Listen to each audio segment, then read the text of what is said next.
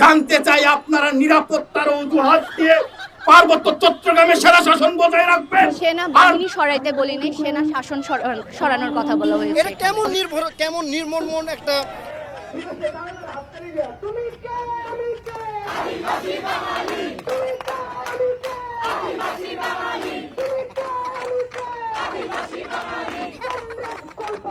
আমরা তোমায় ভুলবো না, আমরা তোমায় ভুলবো না, আমরা তোমায় বলছিলাম স্যার। দেখুন, আমরা এটা আসলে কোনোভাবে আমরা নবান্ন উৎসবের জন্য মূলত এটা আয়োজন করা। কেন আপনারা 10 কেজি মুরগির জন্য আপনাকে স্বাক্ষর নেওয়া লাগবে?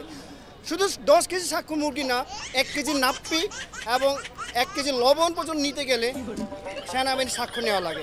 সেখানে শুধু এটা সমাপ্ত নয় এবং প্রত্যেকটা লিস্ট তারা চেক করতো। এটা কেমন নির্মম একটা এক দেশে একটা সমতল একটা শাসন এবং পার্বত্যাঞ্চলে একটা শাসন।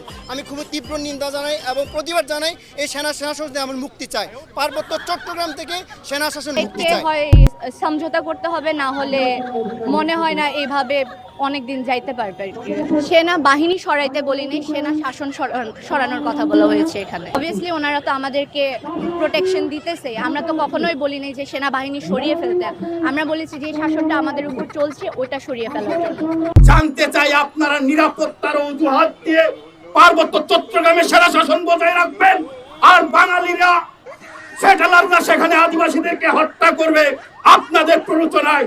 সেটা এই স্বাধীন দেশের নাগরিকরা মেনে নিবে না। সংগ্রামী বন্ধুগণ, আপনাদেরকে সাধারণ আপামর জনগণের কাছে জবাবদিহি করতে হবে। সংগ্রামী বন্ধুগণ, আমরা চাই আমরা আদিবাসী ভাবে স্বীকৃতি পাই, কারণ আমাদের একটা নিজস্ব সংস্কৃতি আছে, আমাদের খাদ্যাভ্যাস আছে, আমাদের কাপড় চোপড় থেকে শুরু করে পুরো একটা আমাদের আছে, সার্কেল আছে। তারপরে আমরা কেন উপজাতি হব? আমাদেরকে কেন আদিবাসী বলে স্বীকৃতি দেওয়া হবে না? আমরা আদিবাসী স্বীকৃতি চাই।